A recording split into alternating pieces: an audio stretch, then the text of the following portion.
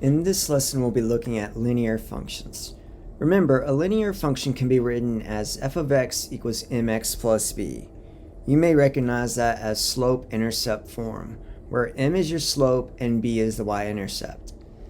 So if we were asked to graph this function g, first of all, recognize that it is in slope-intercept form. We'll start with the constant, or your y-intercept, of 4. Simply go to 4 on the y-axis and plot that point. From there, look at the slope, negative 2/3. That means we're going to go down 2 and right 3 from the point that you just plotted. Down 2 and right 1, 2, 3. And if you need to, we can repeat that pattern, down 2 and right 3. Or we could do the opposite. We could go up 2 and left 3. And then play connect the dots. And we have our line. The average rate of change is a phrase you've probably heard before. When you hear the average rate of change, think slope. Slope is the average rate of change. And when you're dealing with a linear function, the slope is always a constant. Notice that the slope of the line we just drew never changes. It's always down 2, right 3, down 2, right 3. That stays consistent. So for every linear function, your slope is always a constant value. Let's look at the data that you're given here and determine whether or not this data is linear. So we're going to be looking at the average rate of change, aka slope, or change in y over change in x. Whenever you see this Greek symbol delta or this triangle symbol, that means change. So change in y over change in x. Let's look for the change in y over the change in x in these examples. Going from this value to this value, notice the y value goes down by 3 and the x value goes up by 1. So the change in y over change in x is negative 3. In the next case, the y goes down by 3, the x goes up by 1. So again, we get negative 3. And in the last case, it goes down 3, up 1. The slope is negative 3.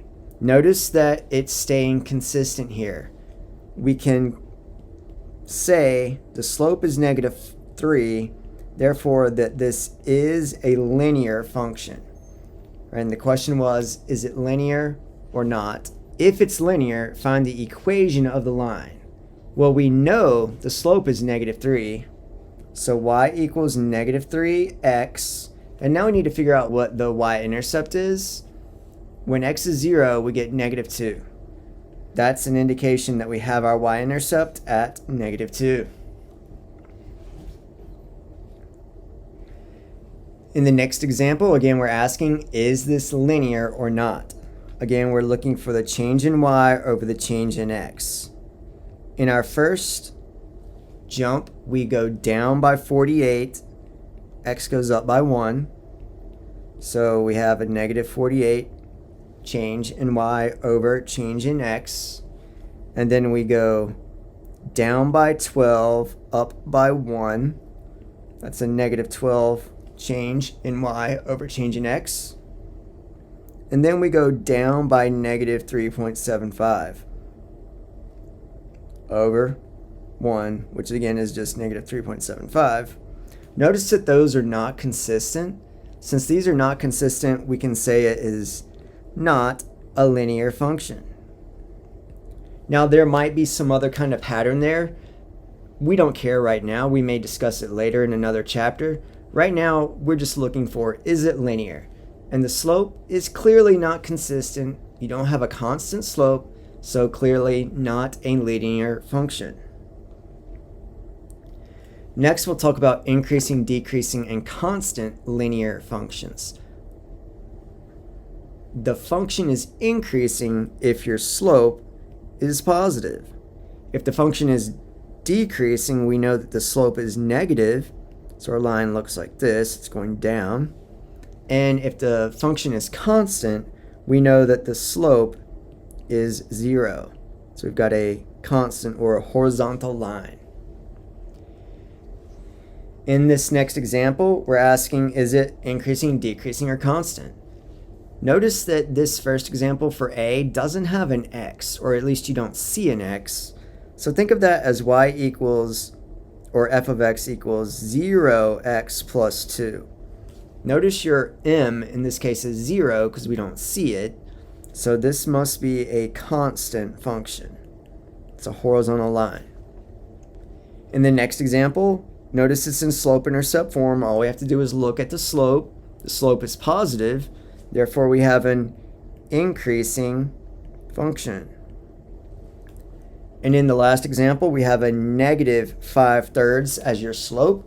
That means the slope is decreasing, or the function is decreasing. All you care about is slope when you're asked for increasing, decreasing, or constant. Next, we'll look at some modeling. A linear function can be interpreted as f of x equals average rate of change, that's what ARC means, average rate of change, plus the initial value. Think of this as y equals mx plus b, that's all it is. M, your slope, is your average rate of change. B, the y-intercept, is going to be your initial value. In this example, suppose that a company just purchased some new office equipment at a cost of $2,500 per machine. The company chooses to depreciate each machine using the straight line depreciation method over 5 years. So depreciate means it's losing value every year, and straight line depreciation simply means it's going to go down to $0. So you're starting with a value of $2,500, and over 5 years, the value of that machine is going to depreciate down to 0. Part A, build a linear model that expresses the value v of each machine as a function of its age x. So we're looking for something v of x equals mx plus b. Our goal is to figure out what m and b are, or average rate of change and initial value. So the b is pretty obvious, hopefully. The initial value of this machine is $2,500. So that's your b, initial value. M, you kind of have to think about. M is your average rate of change. How much is it changing over those 5 years? So we're starting at $2,500, and over 5 years, if we average that out, average rate of change, we get 500. And we know that it's losing value, it's depreciating, so we're going to make it negative $500 per X, or per year. So there's our formula for the value of that machine over 5 years. Part B is asking for the implied domain. Keyword there is implied domain. In the past, we've looked at functions like this and said it's a polynomial, therefore its domain is all real numbers. You don't have any restrictions with division by 0. You don't have any restrictions with radicals. So in the past, we would say that this has a domain of all real numbers. And if we take the context out of the problem, it is. But with the application here, we have an implied domain. And that implied domain is 0 to 5 years. It doesn't make sense to have negative time. It doesn't make sense to have 6 or 7 years, because after 6 or 7 years, or after 5 years, its value is 0. So the implied domain, 0 to 5 years. What is the value of the machine after 2 years? This is just simple function notation. We're going to plug in 2 for the number of years. So the value after 2 years, simply replace the x with a 2. So we get negative 1,000 plus 2,500. And that gives us $1,500. So after 2 years, the value of the machine is $1,500. When will the value of the machine be 500? This time we're replacing the value with 500, not x. The value is 500, and we want to figure out what x is that causes the value to be $500. So we'll start by subtracting the 2,500. That gives us negative 2,000 equals negative 500 x. And then divide by negative 500, and we get x is 4 years. So after 4 years, the value of the machine is worth $500. Next, we're asked to graph this. So we will go to y equals and clear anything that's already there. And let's graph our equation. Negative 500 x plus 2,500. And graph. Notice it looks a little weird. It looks like a vertical line, but we know it's not really a vertical line. Remember that our scale is a little off. So if you really wanted to see this, we might change our scale, go to the window, and let's think about what we need. The domain, we said earlier, is 0 to 5. So I think going from negative 10 to positive 10 is okay. That's within our x or domain window. The part that we really need to change is the y value. Y min of negative 10, that's okay, even though we never actually get there. What we really want to change is the maximum. Remember, the y max, the initial value is $2,500. So we want to go a little above 2,500, let's say 3,000. And I'm going to change my y scale to maybe 500, just to make it a little more obvious what's going on. Then when we graph it, notice it starts at $2,500, and then after 5 years, it goes down to zilch. If we wanted to double check our answers earlier, we can go to the table. Remember, second graph will take us to the table. And let's look at what this means. At 0, the value is $2,500. After 1 year, it's 2,000. After 2 years, which we checked here, after 2 years, the value should be 1,500, and it is, according to the calculator. And then after 4 years, we said it would be $500, and it is. We can confirm our work using the calculator.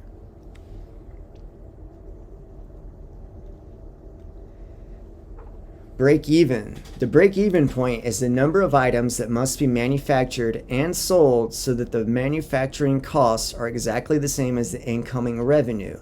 In other words, R represents the revenue, C represents the cost. The break-even point is the number of items X that must be sold so that revenue is equal to your cost.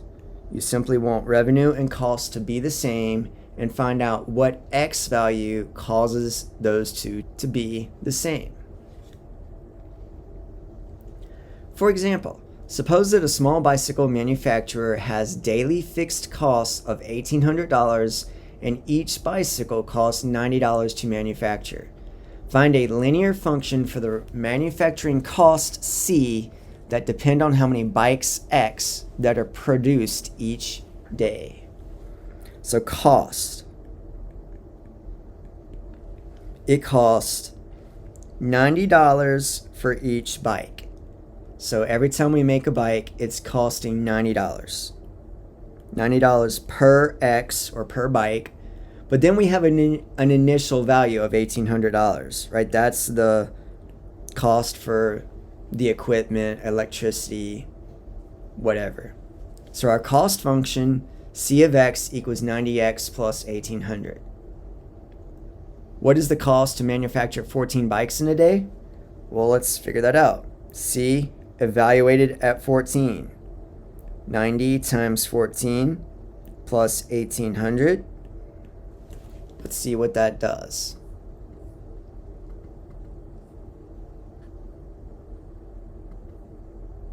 $90 times 14 plus 1,800. $3,060. So it costs $3,060 to manufacture 14 bikes. Part C, if one bike can be sold for $200, find the linear function that relates the revenue to the number of bikes in a day. So this time we want to create a revenue function R. R is equal to $200 per bike. So X per bike. Now we don't have a B in this case like we had up here in the first example. There's no B because there's no fixed cost like there was in B. There's just the revenue for selling a bike. What is the break-even point? Well, we want to set revenue and cost equal to find that value. So revenue, 200x, set that equal to 90x plus 1800. First, we need to isolate the x, so subtract 90 on both sides. We get 110x equals 1800. And then 1800 divided by 110.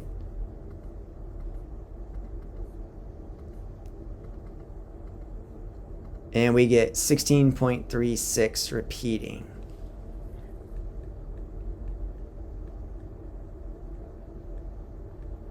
Now that's representing the number of bikes, X, that will break even.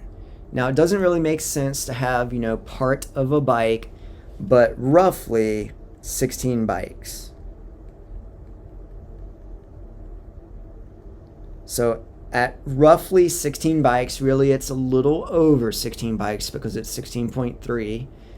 Around 16 bikes is your break-even point.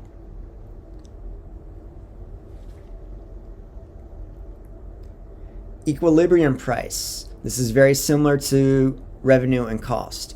The equilibrium price, P, of a product is the price that causes the supply to be equal to demand. So instead of revenue and cost, here we're letting supply be equal to demand. Very similar situation, just different concept. Supply and demand need to be the same in order to find the break-even point, or in this case, equilibrium price. Suppose that the quantity supplied S and the quantity demanded D of t-shirts at a baseball game are given by the following functions. Find the equilibrium price for hot dog. That should be t-shirts. I think we changed this problem earlier. So find the equilibrium price for t-shirts at a baseball game. We simply want to let supply be equal to demand. So negative 2,000 plus 300 P equals 10,000 minus 100 P. So set up supply equal to demand and now solve. So let's add 100 P to both sides and add 2,000 to both sides. Finally, we will divide by 400 and P is equal to $30. So at $30, you have your equilibrium price or your break-even point.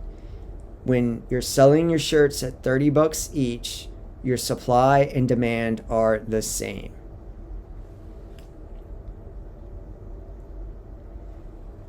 Finally, we're just looking at a graph to answer some questions. We want to solve the equation f of x equals g of x. Now notice we don't actually have an equation, but we do have the graph. We have the graphs of f and g. And in this case, f is the red graph, g is the blue graph. So we have to do a little bit of reading to know which is which. We want to know where f and g are equal. F and g are equal at this point here, at 3, 2. So what is the break-even point? The break-even point in this case is 3. X is equal to 3. Notice earlier we did that with an equation, different problem, but with an equation. Here we're doing it with the graph. they break even where they intersect. In this case, at an x value of 3. And then part B, find the value for which f is less than g. Where is f, the red graph, less than g, the blue graph? So where is red below or less than g? Down here. Everywhere down here, the red is less or below the blue. So that starts at 3 and goes on forever. We can't include the 3 because if we're at 3, we're equal to. We're not equal to, we're strictly less than. So 3 to infinity.